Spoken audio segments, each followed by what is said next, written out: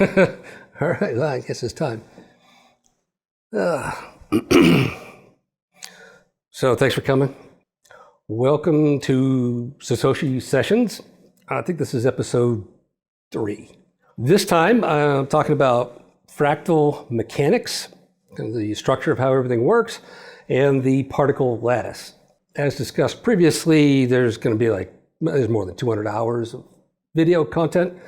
So this is a small piece, but I will say that this is probably going to end up being the most important video out of the entire series, just because it covers fractal not just on a conceptual level, which was last time. Last time we were talking about the layers and how things work, but this time I'm going to explain in more technical detail how fractal works, how it does its thing, and what makes it different.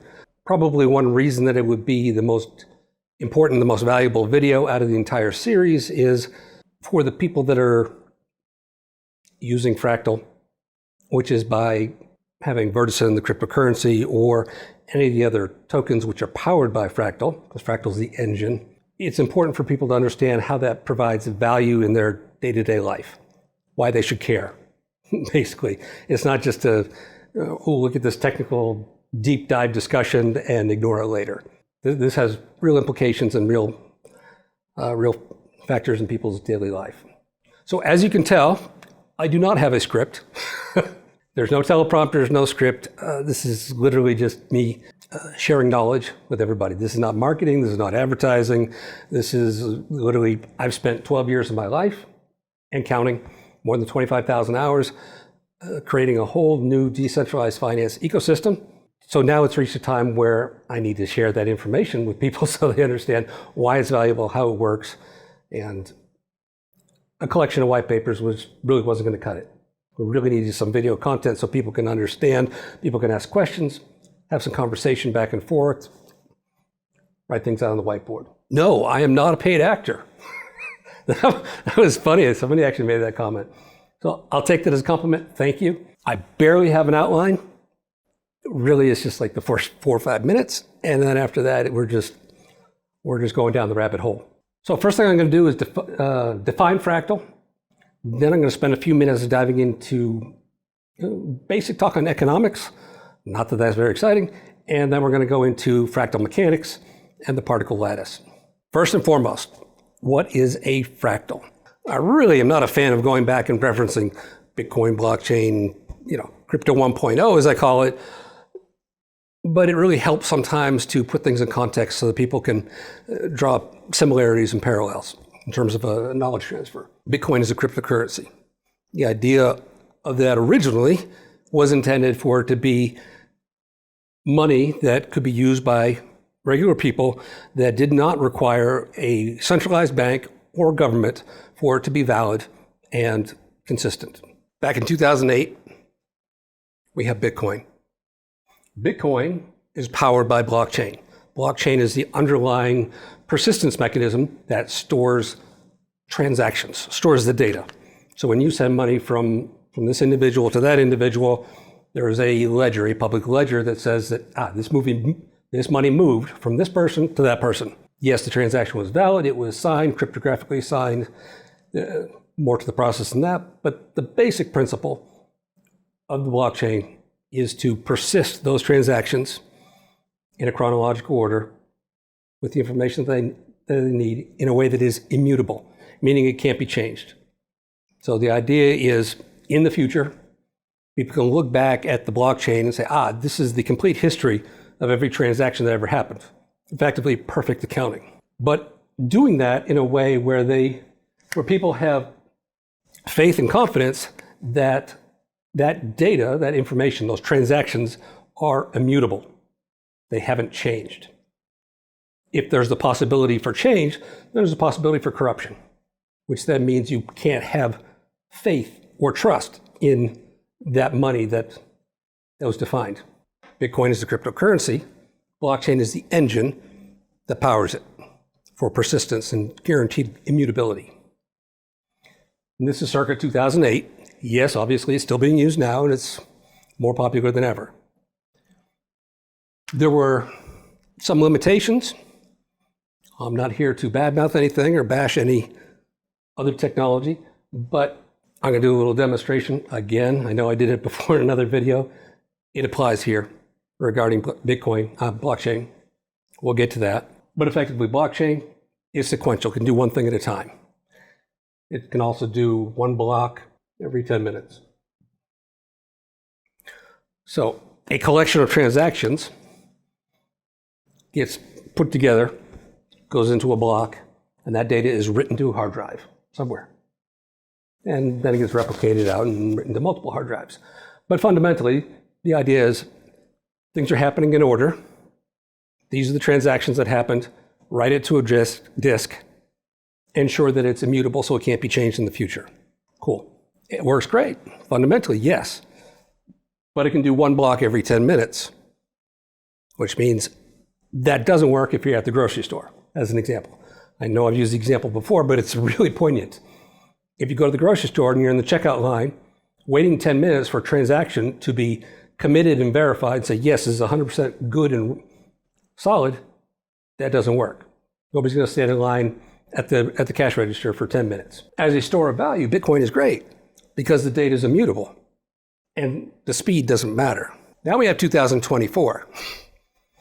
2024, the currency is Vertisan. The engine that powers Vertisan is called Fractal.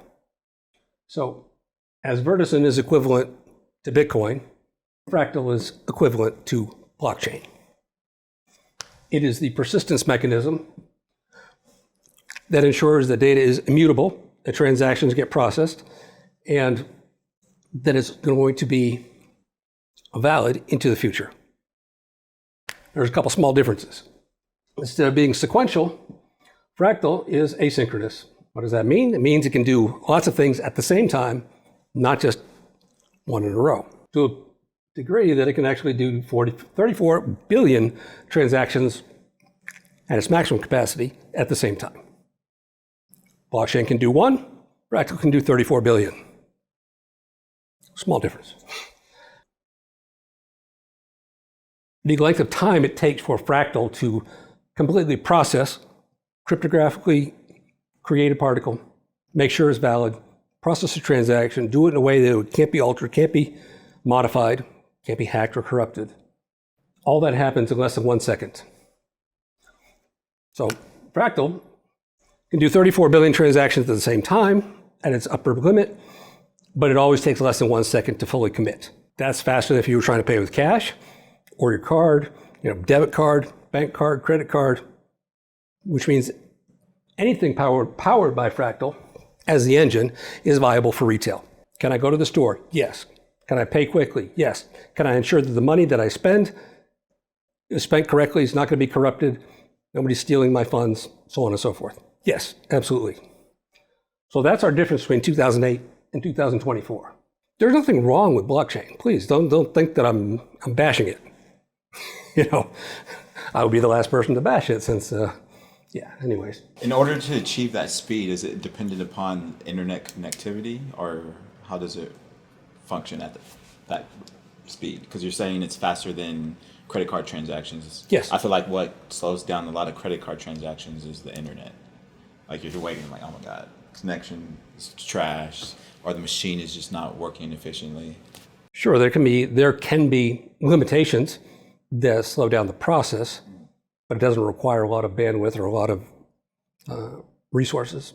There's no special terminals needed, if that's what you're asking. There's no special terminals, no special equipment. It's truly peer-to-peer. If you're using your debit card, there are somewhere around 9 parties. Yeah, every transaction. There's roughly 9 parties involved in every transaction. Everyone has their hand out. Fees, fees, fees, fees, fees. So it's going through an entire sequence, an entire chain before that transaction gets settled. And it's also doing it in a way that there's no transparency whatsoever. You don't have the ability to look at a public ledger and see that money was spent and it went from here to there. It's just a deep, dark hole. So instead of 9 parties involved in a transaction, everything Fractal is peer-to-peer. So if I'm sending money to you, it's going directly from my wallet to yours. There's nobody in the middle. There's nobody with prying eyes. There's nobody that is monitoring that or taking anything out of the monetarily out of that process. The only fee that is incurred is fees that are from the Hive workers, which are the computers that are processing transactions. They're doing the work. They're doing the creation of particles, the cryptography, the encryption, hashing. They need to be paid. But the transaction fee for anything that is fractal is 10 cents, equivalent, as of today's money. Yeah, Fractal's been up and running for more than 2 years at this point. And it has been running on powerful equipment, less powerful equipment, all the way down to this little Raspberry Pis, little $200 computer that makes no heat, hardly uses any power. You can put it on your shelf. Those have been running for more than 2 years now. So in all different scenarios, my goal with that, of course, besides just testing, was to determine what does it really cost to be able to have all the parties involved that are needed, all of your Hive workers, everything is processing a transaction, doing the work. These are neurons. We'll get to that. But yes, for the last 2 years, it's been up and running, testing, and 10 cents is a very reasonable number to ensure, yes, there will be inflation with US dollar, euros, and other fiat currencies. But as of January 1st, 2025, we'll say timestamp pegged, a transaction cost equivalent of 10 cents. It'll never be any more. It's not variable like you see in other cryptocurrencies where you don't know what the fee is until after you sent it. Honestly, that's ridiculous. 10 cents, always 10 cents, never changes. It's predictable and it's fast. Does that answer your question? Yeah. So 2008, great, serves as a wonderful store of value. Doesn't really work for retail, not for day-to-day life. Anything powered by Fractal, which in this case is Vertisan. There will only be one cryptocurrency ever powered by Fractal, and that's Vertisan. This is not a platform where people can create their own shitcoins or meme coins or other things like that. This is carefully curated, thoroughly tested. Vertisan is the only cryptocurrency powered by Fractal, and it's the only one that ever will be. There isn't a need, there isn't a value proposition to have more than one, honestly. This does everything you need. Why do you need others? You don't. And frankly, that's what causes a lot of confusion in the crypto 1.0 space right now is, why should I use this one compared to that one, compared to that one, compared to that one? Why do they all have some market cap in the billions and hundreds of billions? Why is this one, how does it do something different? Most of the time, there isn't really a justifiable reason. There isn't a value proposition that says, this is very clear why I should use this compared to that. Now we're at 2024. I've spent the last 12 plus years of my life creating Fractal. Why? Yeah, we covered all that in another video, but just briefly. This did not have the DNA required to be global scale financial infrastructure for the world that can run in hyperspeed, hyperscale, and still provide the consistency and security. It needed all new DNA. Fractal is the new DNA. It just took me more than 12 years to write all the source code to be here today. So, term fractal. There's an old book. I don't know if people are familiar with seeing like fractal art in school. You're like, ooh, computer programming. You plug in some numbers and it makes all these cool patterns, like that. Yeah, that's a fractal. But they're not just pictures that people draw or things like that. What it is fractal is we'll just call it a branch of mathematics that deals with fractals, which the definition of a fractal is an infinitely repeating self-similar pattern. So here, this is a classic example here. The shape, that, and the little spurs coming off it. Yeah. The more you zoom in, as you zoom in, the exact same shape is repeated again and again and again and again. It's just an infinitely repeating self-similar pattern. So no matter how much you zoom in, it's always the same. So when I came up with Fractal, the new DNA for decentralized finance, it looks like this. We'll get to that. But it looks like a fractal. So that's why I chose that name for it.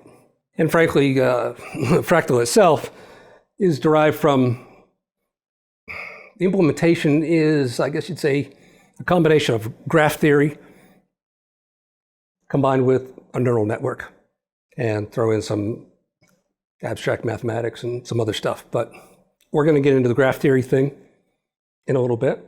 It's not that complicated, but if you, we'll circle back, but if you have any, there's a couple good books. This one, Introduction to Graph Theory.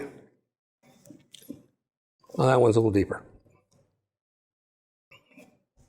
But we're going to cover that. We're going to get to it. You'll see some similarities. So you'll notice that everything fractal is all hexagons, hexagons. That wasn't because it was cool. It's just the way that it worked out. It's interesting. Like, have you ever seen soap bubbles in a tray? Yeah. And they always make a beehive. Yeah. Yeah, hexagons. When you push shapes together, the natural tendencies is for them to form into a hexagon. Very interesting. Nature is amazing. There's answers to almost every theoretical problem you would ever have out there in nature if you just know where to look. The most fundamental building block of fractal is the particle, the Vertisan particle. So that shape is technically called a truncated rhombus dodecahedron. You could just say a polyhedron, but it is 12 hexagons and 6 squares. Once again, I didn't choose that just because it was cool. That's what the math said. That is the polyhedron shape that solves this problem that this could not solve. Fractal solves for speed, scale, security, and this is what makes it all happen. This is the heart of it all. There will be a completely separate video on the particle because it does a lot. We introduce digital DNA, encrypted, hashing payloads, other stuff like that. So there will be a whole other video on the particle. That's a deep, deep dive. So in this video regarding the mechanics of fractal, we're just going to go with the understanding that this is the fundamental building block. This is the start. Whereas in blockchain, this is my visualization of blockchain, your fundamental building block is a block. Block, truncated rhombus dodecahedron. Got it. The other part that's important when it comes to understanding fractal and the particle lattice is what's called the inicon. It just looks like a little square. So see these connection points, 12 hexagons, 6 squares. Those inicons attach there. They attach on the squares. I'll cover that in a little more detail. But what do? You could think of them kind of like a bridge over a bay, but at the same time, a firewall that has rules and restrictions. It allows information to flow in different directions, but not consistently. Information might be valid this way, but not valid that way. You might be allowed to pass this way, but can't pass that way. You might go through it this way, but then realize, I can't turn around and go back. That was a one-way street. There's a lot of things happening, and the inicon is the source of that. The name is kind of funny. So if you look up in the dictionary, what is an antecedent or a postcedent? Antecedent is what came before. Postcedent is what comes after. Yeah, your parents would be antecedent, your children would be a postcedent. Just by example. But the thing about fractal and this little guy is not antecedent and postcedent. It's actually 6 different directions and technically a 7th one at the same time. So there is no definition for that. I was like, I'm kind of stuck. I need a name for a cedent connector, because that's what it does. It connects one particle to the next, to the next, to the next. So this is, I need a cedent connector name.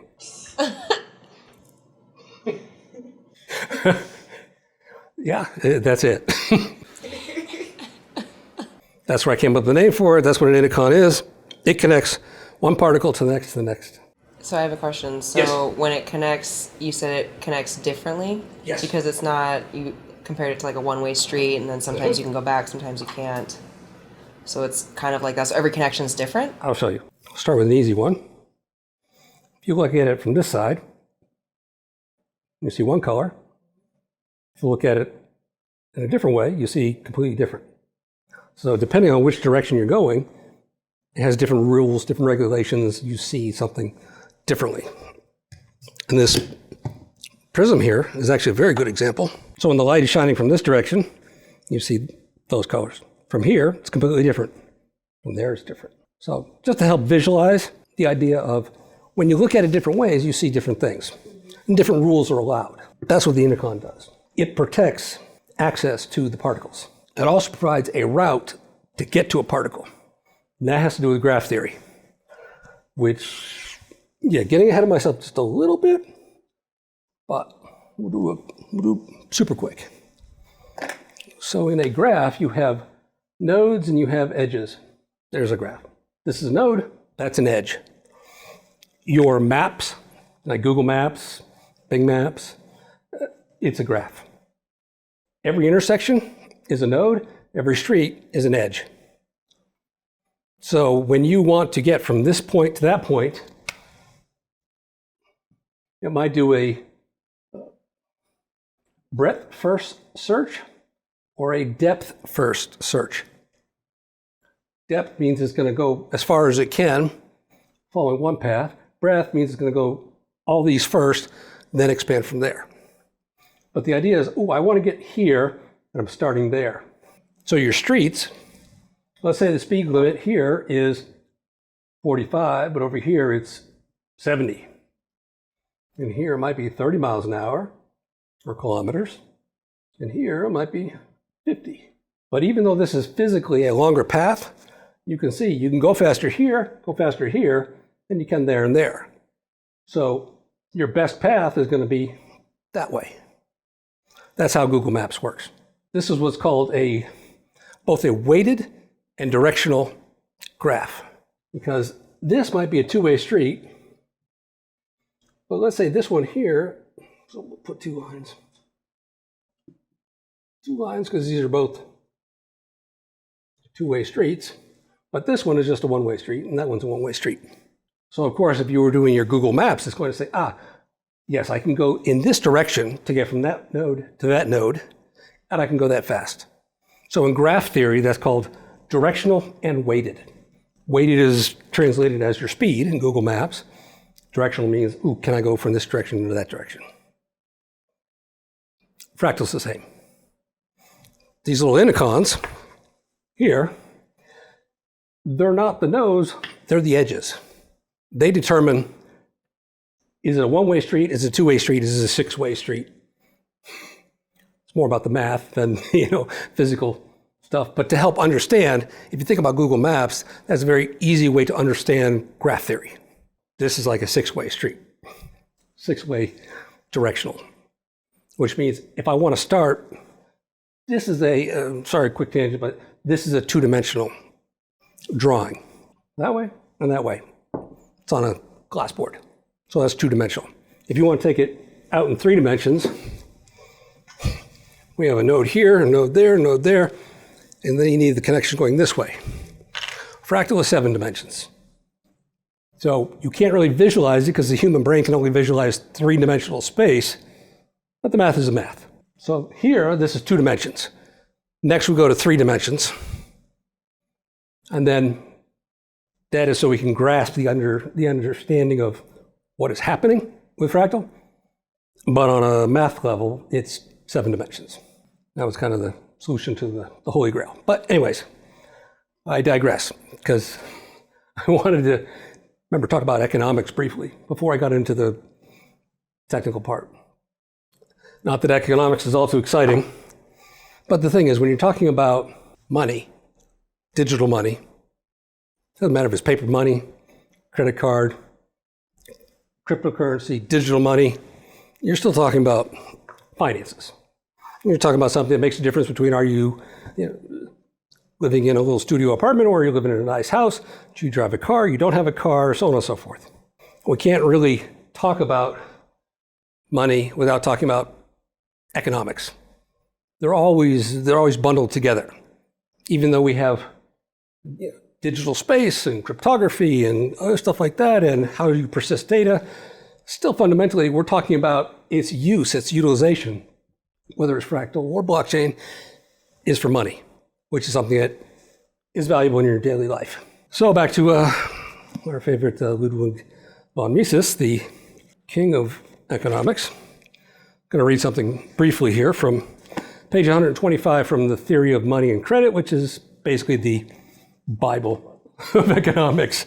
To the naive observer, money made out of precious metal was sound money because the piece of precious metal was intrinsically valuable as an object, while paper money was bad money because its value is only artificial. So what he's saying is a chunk of gold has intrinsic value, whereas paper money, in theory, doesn't, because it's artificial. It's something that's just created and deemed to be worth something. That's why we have inflation. That's why an ounce of gold in 1935 was $35. Excuse me, 1934, correction. It was $35, and today it is, there's nothing that has changed about this chunk of gold, nothing. The only thing that's changed is the monetary unit that we're using to purchase it or to place value against it, which, we're talking about the US dollar for the $2,700. So the value of the dollar has decreased in terms of its buying power ability since 1934. Right, yeah. You could buy this chunk of gold for $35 US dollars in 1934. Today is $2,700. So obviously the value of the paper is worth a lot less because this hasn't changed at all. Why is gold the standard by which everything is based upon? Even the term, the gold standard. So let's go back thousands of years. Things that represented value could have been precious metals, could have been a fish, could have been a tool that you made. Anything can be money. Anything can represent value. If both parties in a transaction agree that the medium of exchange, the item being exchanged, has value, then it has value. It's that simple. There's no magic to it. It's just, if everybody says, yeah, that should have value, cool. I'll give you a money cash example. If you come back from Europe and you have a 100 euro bill, and you go to the grocery store in the United States of America and you hand it to them, like, no, sorry, I'm not taking that. Because in the United States of America, that 100 euro note is not recognized as having value. The parties involved in the transaction, me and the store clerk, you're like, no, sorry, not taking it. But the inverse, if I take a US $100 bill and I go to Europe, oh, they're going to take that because people in Europe recognize the US dollar from a fiat currency perspective, meaning issued by a government. They recognize the US dollar as having value because the US has a stable economy underlying it.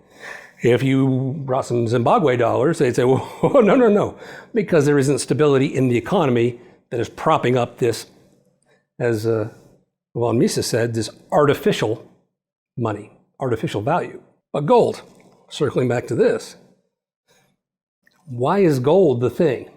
Things go out of style. Tulip bulbs were deemed money a long, long time ago. Not anymore. Gold still is. If you look at the periodic table of elements, all the elements that are on the periodic table, gold, silver, carbon.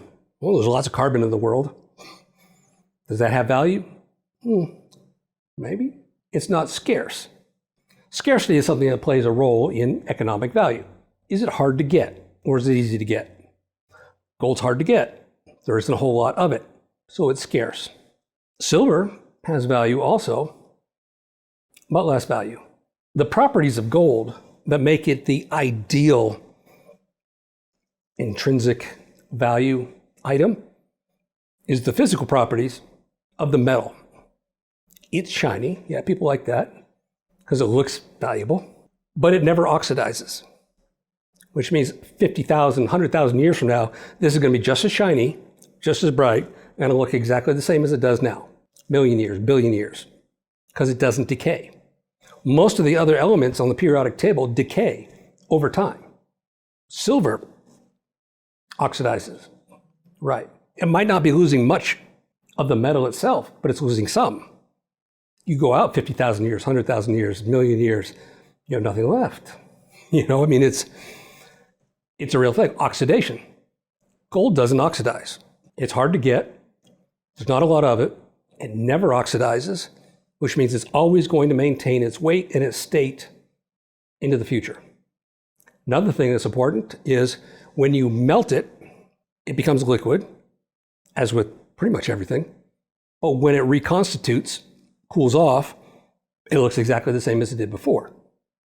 Whereas other elements on the periodic table, if you melt them, some of them can't reconstitute. Others, they do, but they don't look the same. Gold is the one and only element on the entire periodic table that doesn't decay, doesn't oxidize, doesn't change its look or appearance, and does have scarcity. It's hard to get. That's why gold is the gold standard. Because, I mean, ultimately, it's a chunk of metal. Does it have some utility? Sure. It's good for electronics and connectors. But people don't really use it for utility. They use it as a store of value, predominantly. Oh, I can make jewelry out of it. Great.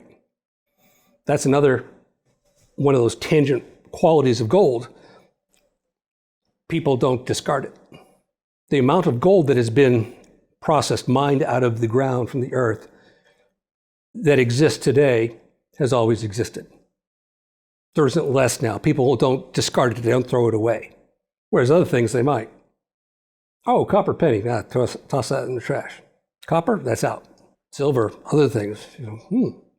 Gold is that one metal that nobody ever gets rid of.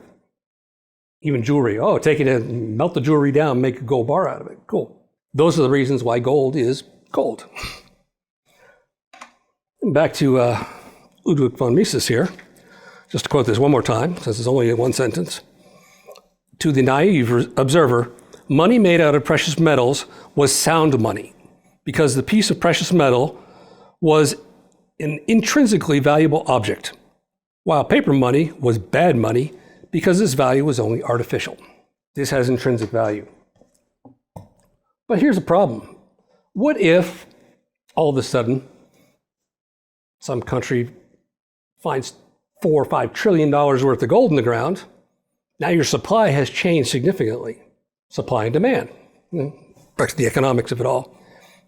If this is less scarce, meaning, hey, we just found a whole lot of it, it's going to be worth less to buy it, to acquire it. It's something that holds its value, yes, but isn't guaranteed to never go down in value, because what happens if that type of edge case happens, which actually just did. Now, at this point, it doesn't affect the market because it's still in the ground. But when it gets extracted from the ground and gets introduced into the monetary supply in the world, it's going to move the price. It's going to be easier to acquire gold than it was before. This book was authored in the 20s, revisions in the 30s. This is the Bible of economics, theory of money and credit. When his theories were introduced, and the other theories that are in this book, there was no such thing as a computer. There was no such thing as cryptocurrency. There was no such thing as cryptography. World War II hadn't even happened yet. I mean, the first encryption device was from the Germans, the Enigma machine. Remember, that's what ended the war, was the ability to crack the Enigma machine so you could intercept the messages and know what they said. That was the first introduction, realistically, I'm sure somebody will try and correct me, of cryptography. And that was in World War II. So this is before that even happened.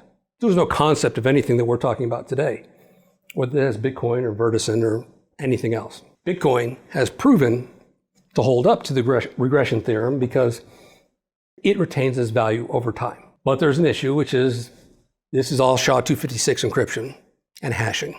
But when SHA-256 is compromised, that whole immutability of the data, ensuring that transactions have always been the same and always will be the same, can't be guaranteed. Then it's possible to modify potentially the ledger, which then, how do you have faith or confidence in the data? And I'm still on the economics theory. Fractal actually solves for that. Fractal is safe and secure indefinitely into the future. It doesn't depend on any one particular encryption or hashing protocol for it to work. It has the ability to change and to update and to upgrade and move forward. I'm going to do a demonstration, show you the particle lattice, which is the structure that contains the data. And you will see that the way that Fractal works, the way that it saves data and persists that, it is immutable today, but it's also immutable indefinitely into the future. That's what people fail to realize when they think about economics, intrinsic value, and will always want to revert back to, oh, gold, gold, gold, gold. There's still no guarantee with gold. There's actually more of a guarantee with Fractal than there is with gold. People are not going to like that. But, perfect example, hey, there's $4 trillion worth of gold in the ground. What if that happens tomorrow, the next day, the next day, the next day? It's unlikely, but it can still happen. What if a comet hits the Earth and it's made out of solid gold? Hey, you have a whole lot more supply now. See, Bitcoin introduced something, a fixed supply, 21 million Bitcoins that will ever be created or mined, sort of. Yeah, so BlackRock on their ETF website, a little tiny fine print with an asterisk at the bottom, says, hey, there's no guarantee, I'm paraphrasing, but there's no guarantee that the supply of 21 million Bitcoin will always be the case. Well, of course, people have heard, well, no, the supply for Bitcoin is 21 million. It's always going to be 21 million. Sort of. That number, that 21 million, is in the source code, not in the data, which means if the people that have control over the source code decided, let's change that number, the number is changed. Yeah, people don't want to hear that either, but that's kind of the truth of how it works. Part of what gives Bitcoin so much value is the fact that there's only 21 million, there'll never be any more. It's a rare commodity, a rare resource that you can acquire, an asset, kind of like gold. But if in fact you couldn't change the supply number, Bitcoin would actually be more valuable than gold because you could discover more gold. People are finding more gold all the time. It can be enough to actually sway the market. Fractal is different. I'm going to explain that when I get to the sovereign entity protocol. But wrapping up on the economics part, where I'm going with all that is people think of that intrinsic value as a money problem. Ooh, gold, gold, gold. It's not a money problem. It's a data problem. And that's where people miss the cue. The holy grail is how to persist data, information. We're not talking about gold, we're talking about digital money. But how to persist data in a way that has integrity both now and indefinitely into the future. Bitcoin and blockchain is not indefinitely into the future. It's SHA-256, that's it. If that gets compromised, your assets that you thought were safe here are no longer safe. Fractal solves for that. Fractal has the ability to update the encryption algorithms, the hashing algorithms. As technology moves forward, so does Fractal. And that's hugely important because if you want to have something that is as valuable or more valuable, such as something that has intrinsic value, such as gold, it needs to exude the same properties, at least. One of those properties is the ability for it to be the same indefinitely into the future. Gold, as the example, was 50,000 years from now, is still as shiny, still as bright, hasn't changed shape, hasn't decayed. It's going to look exactly the same. Can you say that about anything else? That was part of my design challenge, coming up with Fractal. All my items that I architected for are listed on the board, and I covered that in the last video, so we won't we'll put that aside. But the idea is you need to protect the digital assets that are persisted with Fractal in a way that is protected and remains integrity indefinitely into the future. That's the holy grail. And that's the part that people miss. And they always want to go back to gold, gold, gold, because that's easy. This was a step in the right direction, but it wasn't the answer. Fractal, anything powered by Fractal, that is the answer. That provides that intrinsic value, it provides consistency, and it's indefinite into the future. This is a silo. Here you have cryptocurrency, here you have an engine behind it, and Nothing else. No payment network. Something like that. I mean, fundamentally speaking, currency, any type of currency, is not effective without a payment network behind it. Every party in a transaction needs to agree upon something having value. If it does, it's money. A payment network just represents collectively individuals who are all agreeing this has value. So like a Visa card. Not everywhere it takes Visa. Not everywhere it takes MasterCard or American Express. It's a choice by the merchant. But if the merchant participates in that, then you have a payment network, a payment system. I'm in the system as the consumer. I have your card that has Visa or MasterCard on it.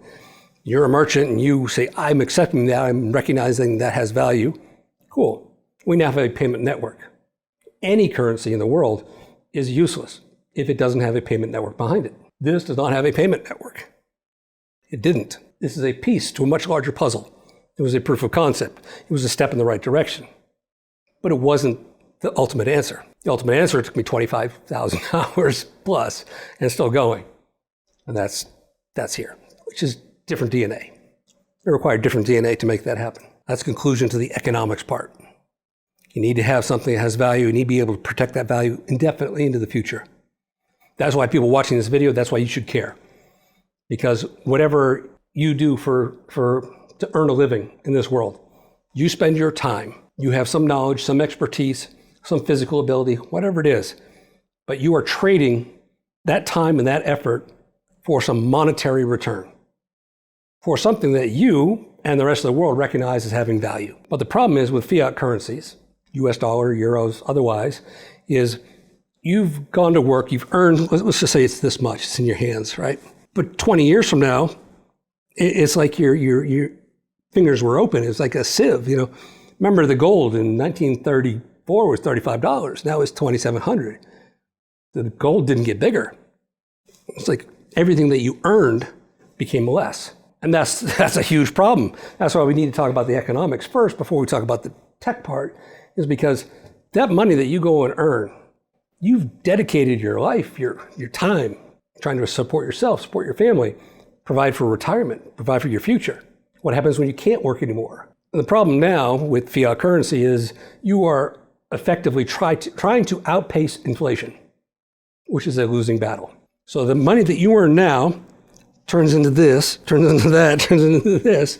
And by the time you actually need it, it's not worth enough to make the difference. That's why people have investments and otherwise. They're not trying to protect the money. They're trying to make more out of what they have so they can outpace inflation. That's not very cool.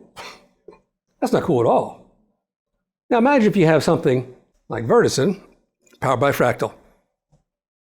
It has no inflation.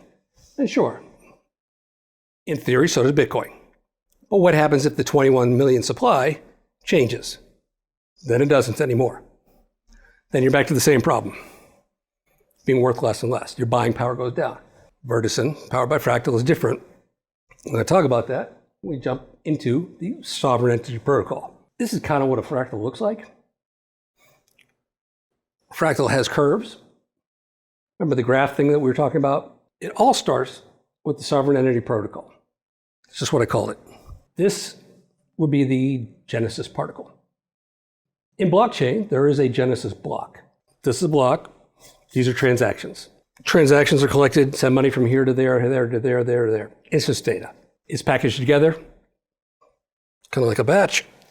It goes into a block. The block is 1 megabyte in size. After you reach that 1 megabyte, great, cool, we need to write it to persistent storage, to disk. When this block is now ready to be written, the mining process happens, and this, which is 1 megabyte, basically executes and says, hey, please give me a SHA-256 hash of this block. What is that all? The only thing that means is give me 32 characters, 256 bytes. There's 8 bits in a byte. Take 256 divided by 8, you get 32. So take this big thing, give me a little thing. These 32 characters uniquely represent this. You can't get from this back to the big thing, but you can get from the big thing to the small thing, in simple terms. If you change anything here, even if you change one character, one letter, one number, these 32 characters will be totally different. Completely different. But what happens is, take the big thing, give me the little thing, 32 characters. Take those 32 characters, when the next block is ready to be written, put those 32 characters inside the next block, which then has those transactions. Great. And the process repeats. Ooh, I need to write this to disk. Now give me 32 characters, which is the 32 characters of the previous block with the contents of the new one. I now have a new 32 characters. That goes in the next block. And so on and so forth. Repeat, repeat, repeat. That's how it works. That's it. It's not rocket science, it's just clever. Because if you change any character here, this hash, these 32 characters, is not going to be the same. So it's going to tell you, this is no longer valid, this was corrupted, something happened. That's how the data is immutable. It doesn't mean that somebody doesn't have the ability to change it, it's not valid if you do change it. That's how blockchain works, in a nutshell. But it does this block, then the next one, then the next one, one at a time. Next, next, next. And puts them in a chain, hence the name, blockchain. But it can do one thing at a time, and the fastest it can do, or mine a block and write it to disk, is once every 10 minutes. We're going to dive into Fractal, but let's take a look at the lattice that gets created out of the particles. Because we talked about the particles briefly, the truncated rhombus dodecahedron, polyhedron for short, and we talked about the inicons, the connectors, and how these connectors are really the edges. The particle is the node. It all starts with the genesis particle, which is here, the red one. Back in blockchain, this was the genesis block. The genesis block in blockchain doesn't have a previous hash of the previous block to go into it because it's the beginning. It's special. That's the genesis block. These get created after that. Chunka, chunka, chunka, chunka, chunka, one at a time. In Fractal, that's your genesis particle. That's the beginning of it all. From there, another particle gets connected. It looks like it's connected on this surface here, this hexagon, but it's not. It's actually connected through the inicon. Basically like in here, out there. In here, out there. It all goes to, all the traffic, all the routes go through the little cubes, which are these. That directional graph theory. So your directional weighted graph, those inicons, those are the connections. In this physical model, 6 dimensions. That. Cool. So we now have a new particle. Then we have another one. Then we have another one. And another one. Sure, it looks like it's going in a chain like before.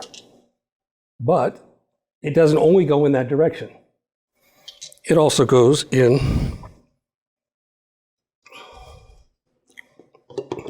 that direction. Throw a few more on here. Cool. But while this is doing that, going in that direction, this is going in a different direction. And it's also going upwards in this direction. Not just two-dimensional that way. But then we have other connections. Now these are color-coded because they represent different types of data that are being written. Think of this as transactions. Money went here, money went there, money went there. The black ones, think of those as important underlying data, DDHT, decentralized distributed hash tables. And we start adding those. Cool. So those are going at the same time as well. So it's not doing this, then doing that. It's doing all of it at the same time. And these little cubes, the inicons, are connecting the particles together. So we added that particle, and now it's communicating through that, and that. Those 4 inicons, all those connections. Because every one of these has 6 of those firewall / roadblock routes in and out. directional weighted. And they all run at the exact same time? Correct. Excellent question.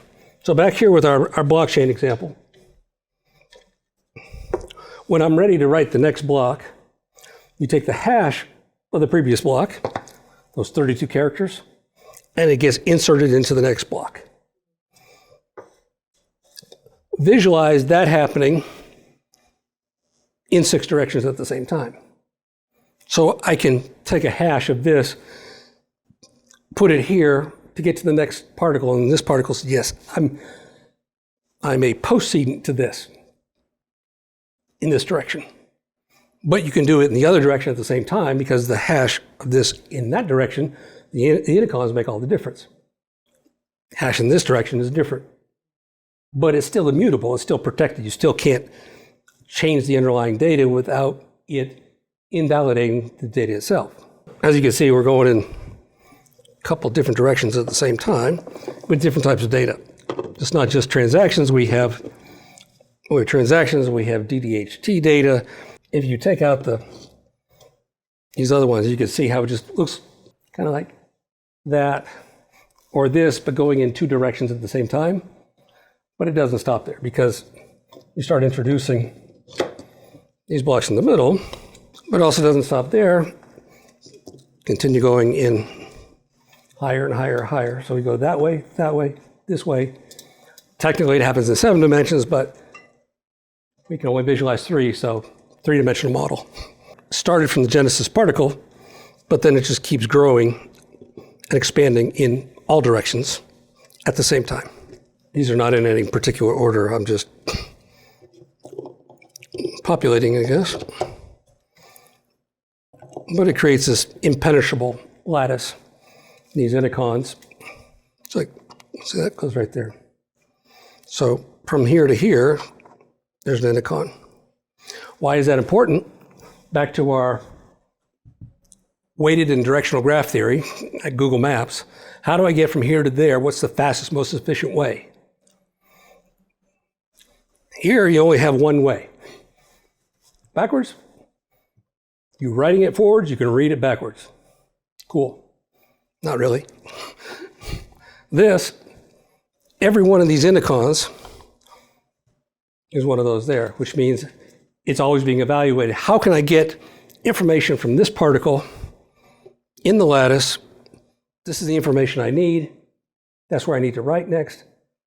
You could do breadth first, depth first. It's weighted and directional. It's graph theory, just on a deeper level. And you can always traverse the lattice in the fastest, most efficient way possible. You're always going to get to the data as quickly as possible, both reading and writing. There are no constraints on how big a fractal can get, nor is there a constraint on the size of an individual particle. Like with the blockchain, this is 1 megabyte. There is no arbitrary preset size to a particle. It can go up to technically the maximum file size for an operating system. So about 4 gigabytes for most. So one particle could be 4 gigabytes, or it could be a little tiny thing. But on a logical level, this is how it connects. So as you can see, we're starting from the genesis particle, the red one. We have transactional data, we have DbJB data, we have cryptocase data. It can be anything that you want. Fractal fundamentally is a database engine, so you're not constrained with the type of information that can be saved or persisted. But it creates it in all different dimensions, all at the same time. And the result is, it can do 34 billion transactions at the same time, asynchronously. Which means there could be 34 billion of these little indicons that are all being accessed at exactly the same time, asynchronously, without affecting the performance. Meaning it's still going to run just as fast. It's still going to run less than 1 second to fully commit a transaction. So this, chunk, one at a time, that 34 billion maximum scale. If it needs to go beyond that, there's federated fractals. That's when more than one fractal comes together and creates a federation. One fractal by itself should be adequate to run the stock markets. They can do, currently they do about 4 billion trades a day. Blockchain could never do that because it takes up to 10 minutes to write, or it takes 10 minutes minimum to write a block. So that doesn't work for high-speed trading at all. And it can only do one thing at a time. This can do 34 billion at a time. They do 4 billion trades a day. So it could do all of those trades at exactly the same time with just one fractal without being federated. But federated fractals are a thing too. So you can see how it grows in all directions. This is a 3-dimensional model, yes, but it is technically 7 dimensions from a mathematical perspective. And these little intercons just keep getting added to provide connections to get to the next, providing the infrastructure, the connection points to keep adding on and adding on and adding on. My goal is for people, normal, everyday people, not some crypto geniuses or stuff like that, but for everyday people to be able to look at this, say, oh yes, I see it's a Honda. Cool. It gets from point A to point B. It works. It's reliable. It's not going to work forever. It's not going to go real fast. That's a brand new Lamborghini. It's going to get there faster. It's going to run harder. Going to do everything better. Better, better, better, better. That's the goal of trying to explain this using the 3D printed model, which has been going for 3 weeks. So I honestly don't know if I have successfully done that. I explained and demonstrated the particle lattice. The Vertisan particle is a fundamental building block of fractal. These are connected using the intercons. I need a seeding connector name, 6 directions, connectivity.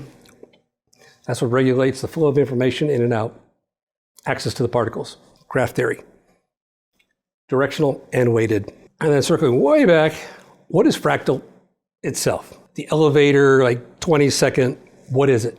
Fractal is a secure, resilient financial infrastructure that allows people worldwide to seamlessly execute digital asset transactions.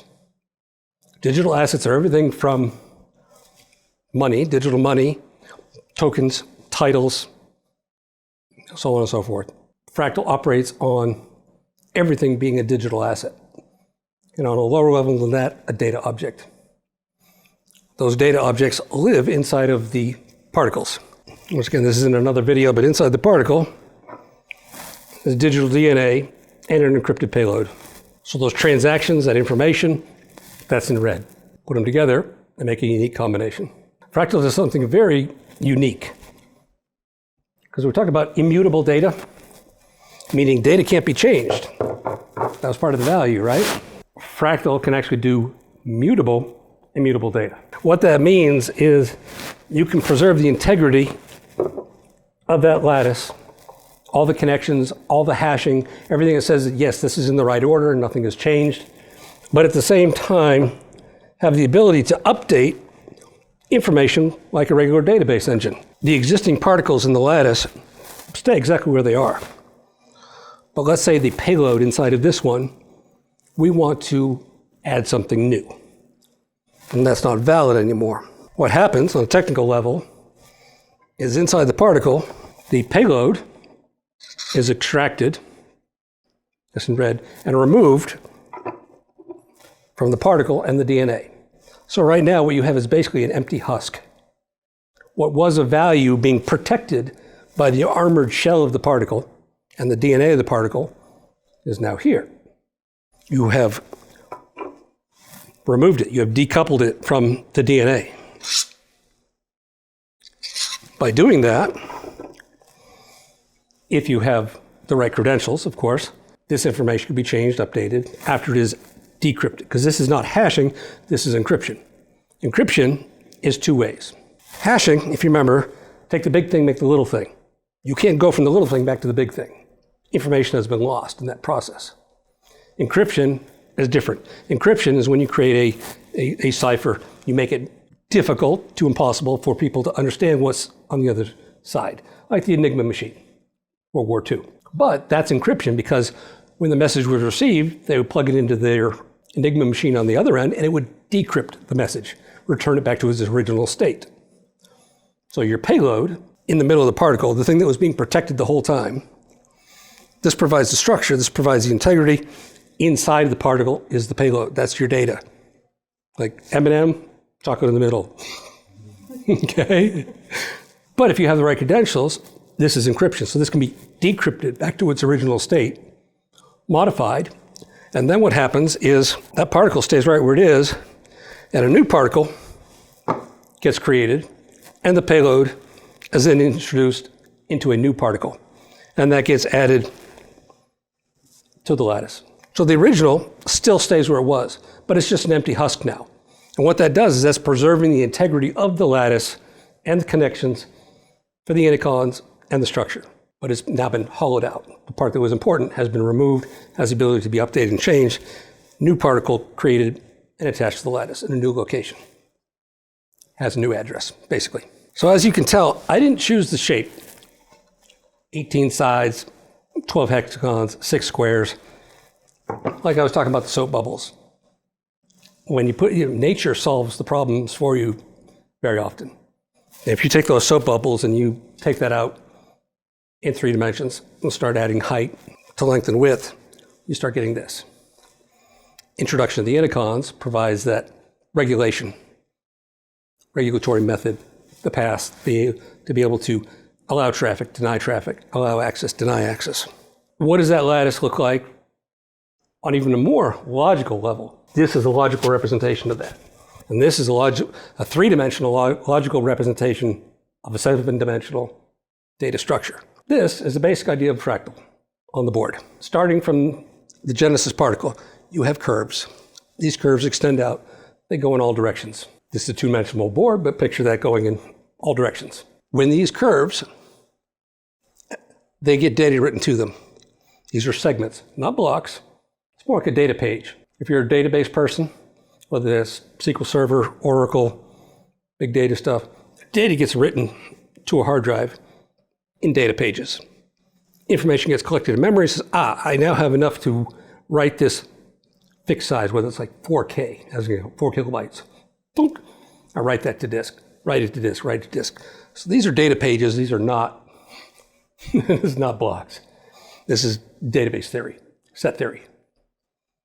And what's being written is that stuff. And each one of these curves also has dimensions, different kind of dimension. See here we have dimension 0, 1, 2, and 3. Dimension 0, the black ones. It's one type of data. The next dimension, blue ones, is cryptocase data. The next dimension, these are all existing on that same logical curve in the fractal. They're just living on a different dimensional level because they don't have access to each other. Your transactions don't need access to the cryptocase data, your wallet.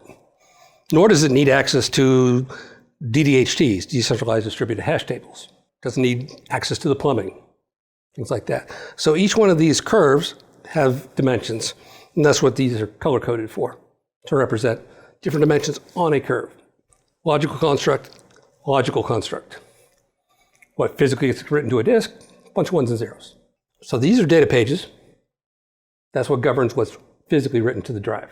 When a curve reaches a critical mass, gravitational mass, it fractures. It's kind of like if something gets too heavy on a bridge and the bridge, whoop, it's going to break. Same thing happens here. That's what determines when a new curve is created. This one here is going to continue on as it was, but there's too much happening. There's too much going on. So it fractures at a certain point when the gravitational mass reaches its breaking point. And a new curve spawns off going in a different direction. It's going to be another video talking about the Venom protocol, the way consensus is reached without a centralized authority. This is a hive, also known as a neural compute unit. Think of that, those are the computers that are processing the transactions. They're doing the work, these little guys, or one of these. So this is one of those little black dots. There are 7 neuron hives and 19 neuron hives. Every curve in Fractal has an authoritative hive. I'm responsible for doing transactions on this curve. I'm responsible for doing transactions on that curve. I'm responsible for the data on this curve, so on and so forth.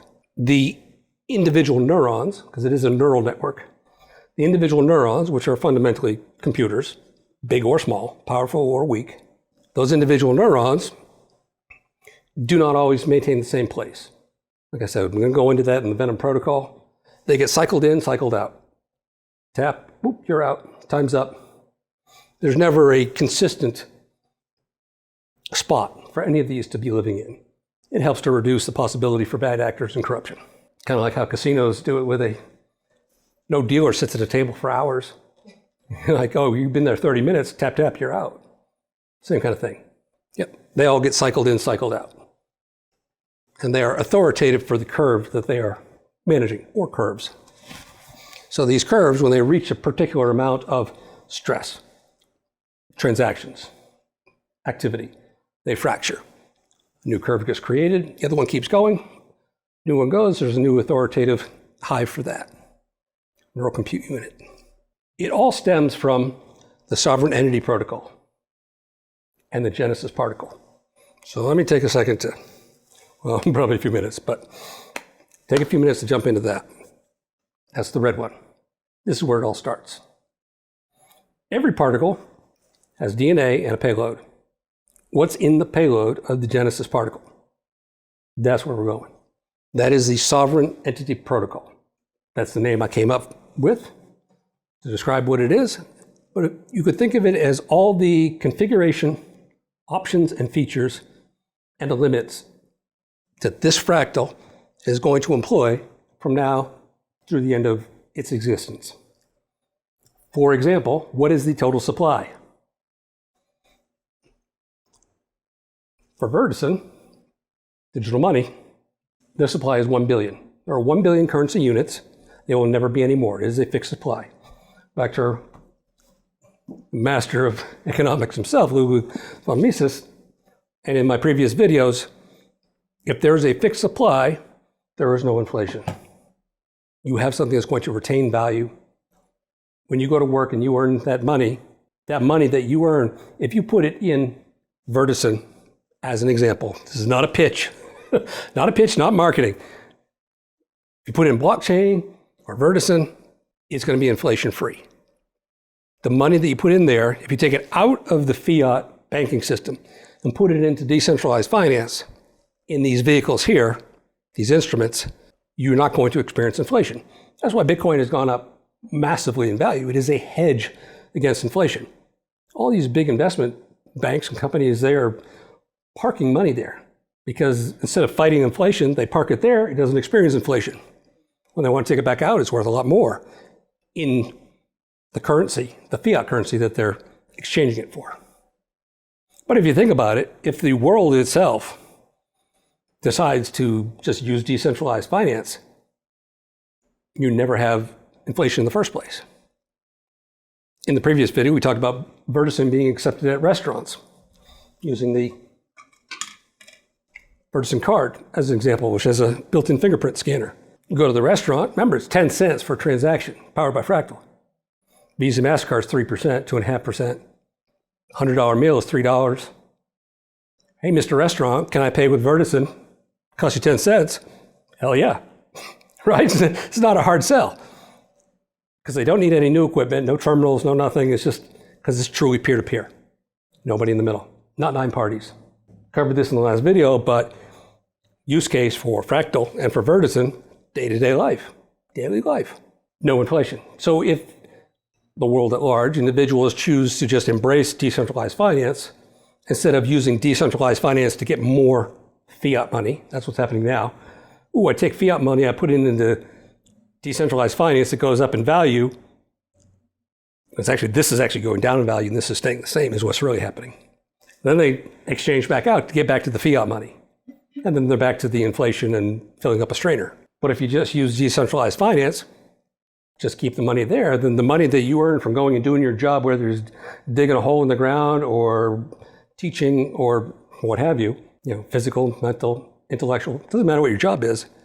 Everybody wants to be able to hold on to and preserve the value that they earned. They devoted their time, part of their life, to be able to earn it. I'm not government bashing because I'm not an anarchist. I believe in capitalism. I'm not trying to upset the government or the Fed or anything else, But that being said, it's kind of unfair for you to go and do your job and work your ass off to then be fighting inflation because people in charge are making decisions about money that's sent overseas or this or there or the other place, which then devalues what you've earned. You spent your life. You can't get those days back. You can't get time back. That is the most valuable, precious resource in the universe, time. And they're taking that from you. Because the time that you spent to earn that money is being marginalized. That's not fair. Without being too controversial, there's ways for fiat money and Vertisan to coexist. There's ways for them to complement each other. It's not just this or that. Please don't think of it that way. But there's a harmonious relationship in there that can be tapped into. But back to our sovereign entity protocol. Inside the Genesis particle, the data, the payload, remember the thing in red, that's the sovereign entity protocol. That defines the rules that fractal must follow. For example, the supply of Vertisan is 1 billion. The protocol that it uses to reach consensus is called Venom, VENNEM, which, back with my acronyms, actually stands for Vertisan's Neural Network Magic. Trade frequency, every 5 minutes. So if you buy Vertisan, you can't sell it for 5 minutes. Cuts out high frequency trading, cuts out automated bots, makes it, this is owned by real people, not machines trying to gain a microscopic edge and take advantage of people. Everything about Fractal is for the people. Everything I've created is for the people. I've said it in every video, I'll say it every time. I don't own any Vertisan. I don't profit from my ventures. My legacy for the world is to give back, is to give people financial liberty, freedom, to make your time that you spent to earn money for yourself and your family mean more. That's my purpose in life, not to profit. Trade frequency every 5 minutes, protocol is Venom, supply is 1 billion. There's a lot more, but we'll just use those 3 items. Those are in the Genesis particle. Bitcoin and blockchain was a proof of concept. Sorry, but it was. Wasn't intended for where it is now. I mentioned the ETF, little asterisk on BlackRock's materials, talking about, hey, the supply isn't guaranteed to be 21 million. It wasn't an issue at the time, but the supply for Bitcoin is 21 million Bitcoins. But that value is in the source code. If someone chooses to change the value in the programming, the source code, just think of it like a variable. Supply equals 21 million. I can just change that number, and that's the new supply. All that's required is the people that have the rights to access the source code and publish an update that is then sent out to the miners. Those people with that power, if they choose to change that value is changed. That wasn't my intention. But it's a possibility. Not saying it's going to happen. I'm not fudding the market or something. But it's a possibility because that value is in the source code. I fixed that with Fractal. This sovereign entity protocol is baked into the data in the heart of the Genesis particle. Everything that stems from that relies upon the integrity of that first particle, which means you can never change the values in that particle. If you want to have integrity from now and indefinitely into the future, you have to bake the values into the data itself. You have to take the possibility of corruption away. So no matter what my intention was with Crypto 1.0, those values can be changed based upon corruption. Here's a check that's big enough. Here's a nice villa on the ocean. Here's security for your family, for all you individuals that have the permissions to be able to make an update. I'm not saying it's happened. I'm just saying hypothetically. There's a possibility for corruption. This time around, I spent 12 years on this stuff, 25,000 hours and counting. One of the things I wanted to solve for was eliminating the possibility of corruption. Take that out of the equation, make it so it's impossible. I'll give you $1 trillion. Sorry, I can't do anything about it. You made it. Yeah. And I baked it into the Genesis particle. Can't be changed. Never. So these operating parameters that define that fractal. And fractal can be used for other things. Right now, yes, there's one instance of Fractal for Vertisan. There's another one coming for Castle Bravo, which some people know what that is. It's epic. There's another one for a tokenized stock market. It's already done. I've already created a tokenized stock market. 100% done. The private key to initiate a trade is on the chip of that card, which means when you buy equity in a corporation, you receive it. It's not just an entry in a ledger that says, oh, you own Microsoft shares. Do I really? Did I get any shares? No, you actually didn't. Whole different topic, but I created a tokenized stock market. When you buy something, you get it. There's provenance. There's accountability. One click of a button, you can see every share that exists, how many people have it. And if you want to initiate a trade, you need to have the card because the private key, self-signing, self-custody, is on the card. Nobody's going to take it from you. Nobody's going to steal it from you. Nobody's going to make a sell on your behalf without your authorization. Is it like equivalent to a bond? That would be like a stock certificate times 1,000, because that has authentication, authorization, rights, assignments, privilege, signing key, not just a piece of paper that says, hey, you own some. That cryptographically says you own it, no question about it, irrefutable, and there's full provenance to go with it. Meaning you can trace something all the way back to the inception. When was it created? How many times did it change hands? Where's the custody now? Fractal does that for all digital assets. Right. It puts the power back in the hands of the people. They're, once again, going out earning money with their time and their efforts and their skills. And they want to try to increase that value by purchasing something. As it stands now, there's no guarantee they're even purchasing something. It's just, hope you did. This guarantees that. This puts the power back in where it should be, in the hands of the hardworking people. So the Genesis particle, that's where it all starts. Sovereign entity protocol. This fractal, this entity, it's sovereign. It exists by itself. These are, inside of here are all the rules that make it run. It's not variables in the source code that are susceptible to possible corruption. It's quite literally baked into the data. The same goes for the wallets. Cryptocase. It's a highly intelligent digital asset storage device, a cryptocase. A cryptocurrency wallet, like for Vertisan, is just one partition within a cryptocase. It's not the same as a wallet in Crypto 1.0. Lots of people make wallets. Anybody can make a wallet. Problem is, people's assets, their money gets stolen. That's not because there's something wrong with the blockchain. There's something wrong with the integrity of the wallet that was created. Somebody makes a wallet app doesn't mean that they're good at it. I wanted to solve for that. I want to make sure that people can never lose their assets. Another one of my design considerations. So the cryptocase, your wallet, with all your digital assets, is inside a particle. Payload, inside a particle. And that is in the lattice. Technically what happens is it gets broken apart into lots and lots of little pieces. And the only thing that can assemble it is you and the network itself. So even if somebody found a particle that has your wallet, they only find one small, tiny piece of it. It's actually spread out everywhere. The network knows where it is, so it can reconstitute it, but not without your approval and permission. So the way to solve the wallet problem, same way to solve the sovereign entity protocol. It's baked into the data. It's on a curve, on a different dimension. So yeah, people have to unlearn what they know about Crypto 1.0. It was the starting point. It was an opportunity for growth and learning. Wallet broken into multiple pieces, spread out all across the network. You can summon those pieces back together, but nobody can just attack it. Like, oh, there it is, I got it. It doesn't work like that.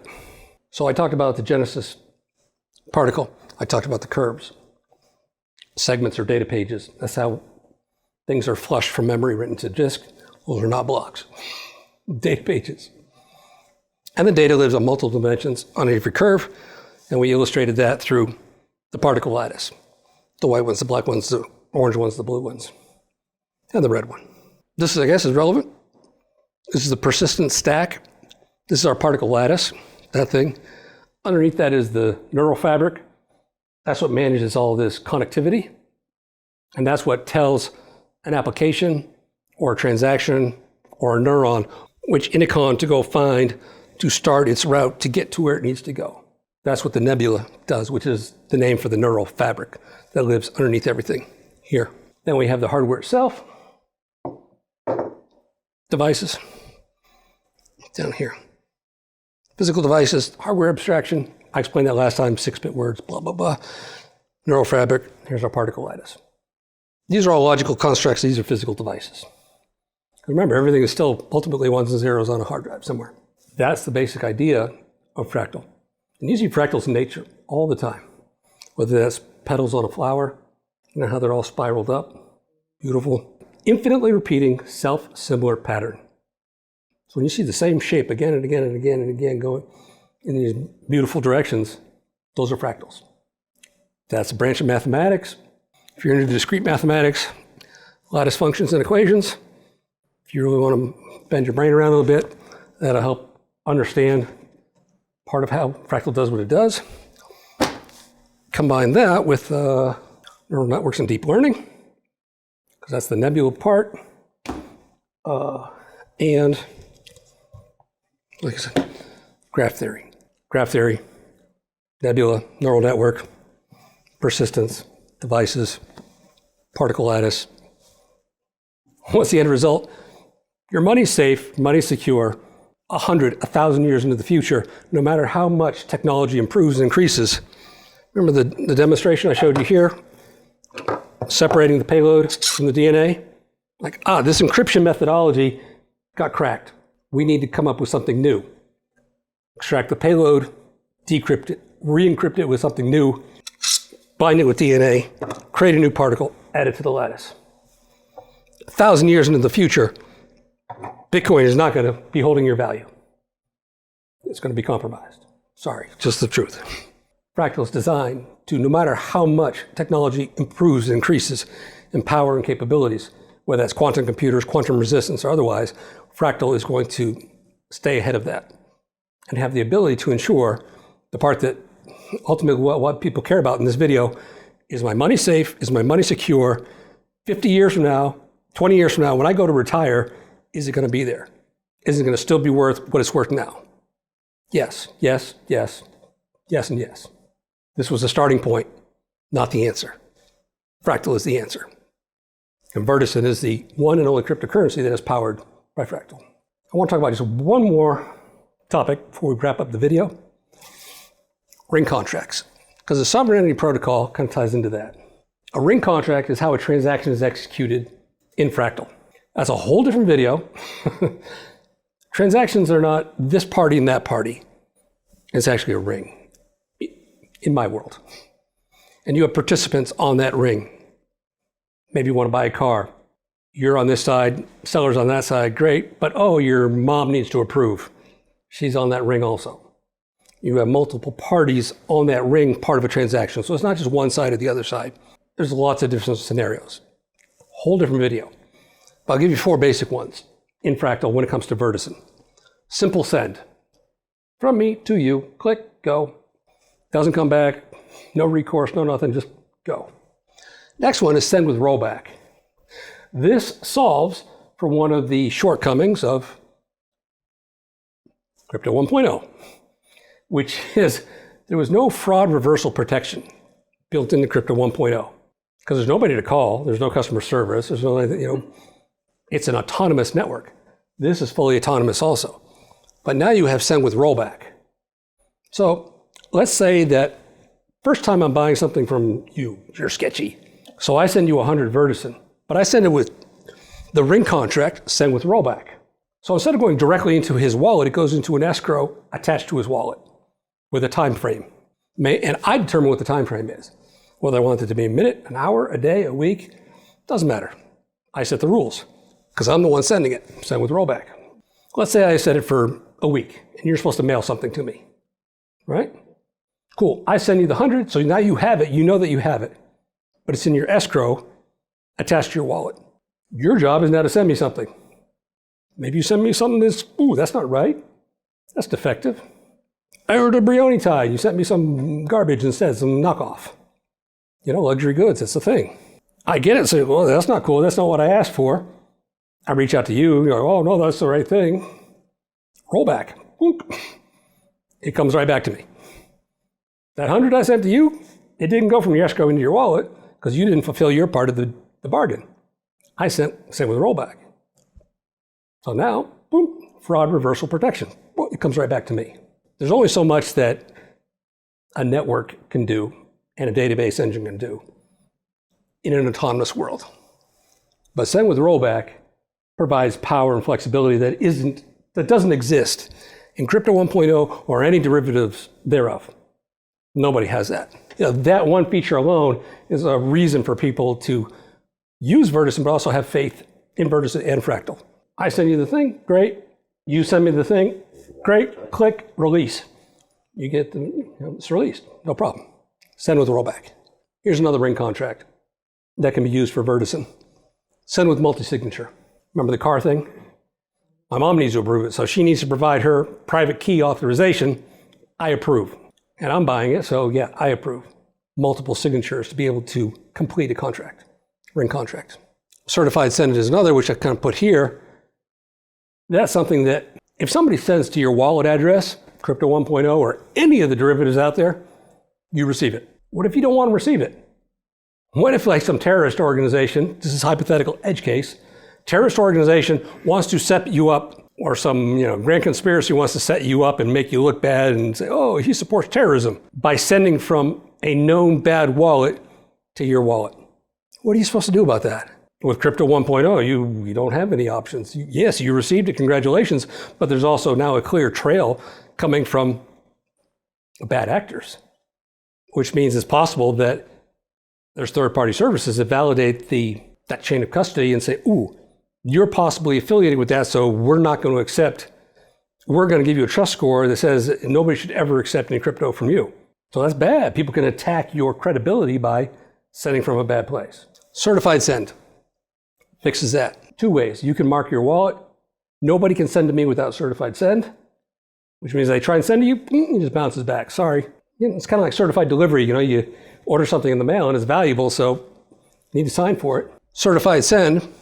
This is the recipient approval's signature, the private key. So you get a request for a transaction, and you have to approve that transaction to go through by signing with your private key. When you sign it, it says, now we can complete, and you will receive it.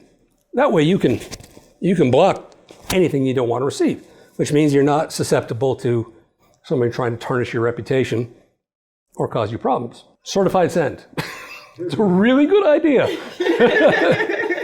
Do not allow people to send you things without you signing the approval. So here's 4 ring contracts. Simple send, boom, send with rollback, fix for the fraud reversal protection, send with multi-signature, amazing, and also certified send. So this one here, send with multi-signature. Let's talk about Bitcoin for a second, since we're on the subject. So there's a little known but highly important integral part of the Bitcoin process, which is the script, Bitcoin script. That's what determines what conditions need to be met for a transaction to complete, as well as completing more sophisticated transactions. Like these things that I talked about here could have been a possibility with Bitcoin, because the Bitcoin script is an engine that executes to commit a transaction. And that is what's called a stack machine, not a state machine. All you nerds out there, not a state machine, not a virtual state machine, stack machine. The way a stack machine works, put things in a stack, last in, first out. When you go to the buffet, not the best buffets, but just a buffet, maybe it's at the hospital or something, and all the plates are on a spring-loaded tube, right? And you take the plate off the top. That's a stack. First in is last out. The one on the bottom is the last one out. Last in, first out. Somebody comes, takes a whole plate, pushes them down. They push it down onto the stack. You come along and you pop those off the stack. Push, pop. That's a stack. Bitcoin script is a stack machine. It's fast and it's efficient because it's in many ways mimicking the CPU registers of the processor itself. Let's say we want to do some addition. And I want to take numbers 2 and 3. So 2, 3, add. With the stack machine, your predicates come first. Predicate is these values. This is the operand. What do you want to do with it? Take this 2, take that 3, add them together. Cool, now I have 5. That's the output. And that 5 gets carried over to the next operation on the stack. It goes in order. You ever wonder how your CPU actually gets those little ones and zeros, the light switches up to do their thing? Because it starts with electricity and electrons and flowing across wires and circuits and stuff. How does programming end up there? So CPUs have registers. Like here's an example. This is for these little guys, our little neurons. We're talking about CPU registers. That's how CPU works. And like, oh, take that, there's an operand, go. And if you want to put all those together, because remember we're talking about Bitcoin script here. Let's say you want to do 3 things. 2, 3, add. Let's say 5, MUL for multiply. And then 6, add. I can write that as a string. There's no commas, just a space in between them. It's fast, super efficient. These are my predicates. The values are being passed to the operand. That's my operand. And it's a stack. That thing at the end, that's going to happen last. First in, last out. 2, 3, add. We now have 5. Right? 5, multiply. 25. 6, add. 31. There you go. Stack machine. Push it on the stack, pop it off the stack. So when you have a Bitcoin transaction, I have multiple inputs, multiple outputs. Send this here, send that there, send that there, send that there. Bitcoin script, it goes as stack. Predicate first, then operand, go. Most people don't know that. I do, kind of made this stuff. But anyways, these ring contracts are a stack machine. That's why I was going there. The one in Bitcoin is fast and efficient, also simplistic. It is not what's called Turing complete. Turing complete has looping mechanisms and otherwise. The one in Bitcoin intentionally is not Turing complete, so it would not be subject to an infinite loop attack. This stack that's being executed for that one transaction is written in a way where it can end up in an infinite loop. If it was Turing complete, looping's part of that. So if you take looping out, it's not Turing complete, but it also means you're never going to end up in an infinite loop or subject to that type of attack. But why does that matter here? These ring contracts, that's a stack machine. Every one of them. This sovereign entity protocol, stack machine. Because remember, our sovereign entity protocol is hard baked into here. It's in the data. It's not subject to corruption by individuals or outside influences. Every transaction that happens needs to verify the integrity of what it's trying to execute. These ring contracts execute, stack machine. The last thing that's going to happen, first in, last out, is going to be comparing that against the genesis particle to make sure that it's within the rules, requirements, and limits that are set. It's impossible to compromise the network because it's hard baked into the data. Your money, your value, your hard-earned work is going to be safe for 100 years, 1,000 years. If anybody's interested, since we're always a book tour, I love books. This book here, Forth Fundamentals. Forth is a programming language, which is stack-based programming, what we're talking about, pushing the plates onto the stack, popping them off one at a time, and this predicate first, operand, predicate, and it just goes left to right. So if you want to learn more about that, Bitcoin's stack machine operates very much like Forth, the programming language. That being said, I have talked about the economics of it, why it's important to you, why you care about Fractal. Vertisan is the only cryptocurrency powered by Fractal, and only the only one that ever will be. It won't be competing against anything else that's powered by Fractal. There's literally millions of garbage coins and otherwise powered by blockchain. And with that, you get all this. Your value stays forever. It's protected. Curves, segments, Dimensions, Particle Lattice, Honda, 2025, Lamborghini, Bugatti, whatever you want to call it. Everything, and a bag of chips. I will have follow-up videos specifically about the curves, videos specifically about the Venom protocol. Probably another one more in depth about the sovereignty protocol itself. Another video on the particles. Why does it have 12 sides? What do the intercons do? How does the payload work? How does it ensure integrity? So another video, another video, another video. Yeah, there's a lot of them. This is number 3 in the series.